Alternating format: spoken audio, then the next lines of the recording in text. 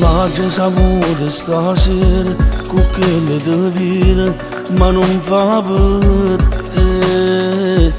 Tu sei lo buono guaglione, cancelli sta storia. Che te capisci che è sbagliato e tu mi sei frate, ma come ci fa?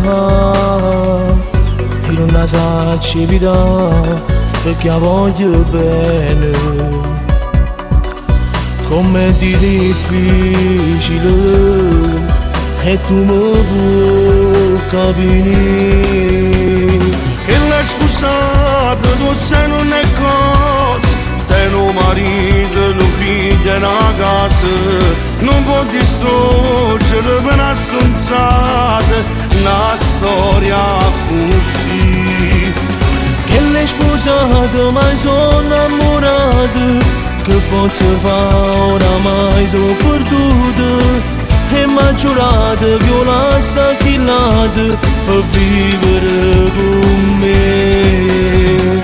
Che stai dicendo tu non lo può fare, che lei è un'amica e tu sai. Ti pregherai una mano per scia questa storia, non voglio rischiare. Pure se mi sono attaccato, io faccio per te. Se chiamano non rispondo, ciò dico la se mi sta. Che l'hai sposato, tu sei non è cosa, te no marito, no figlio e una casa, non può distruggere per una stronzata una storia così. Che l'hai sposato ma sono innamorato, che posso fare oramai sono perduto, e m'ha giurato che io la s'acchillata per vivere con me, solo con me.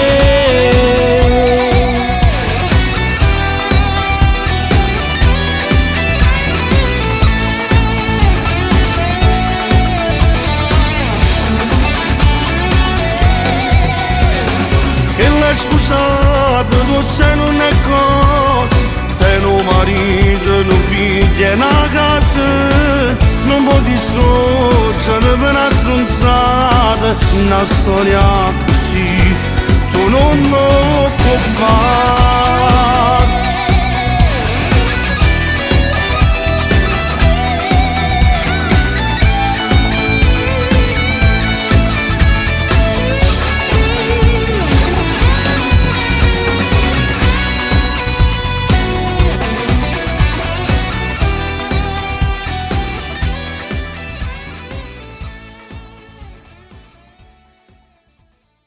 Sposato tu sei non è cosa, te no marito, no figlio e una casa, non può distruggere per una stronzata una storia così.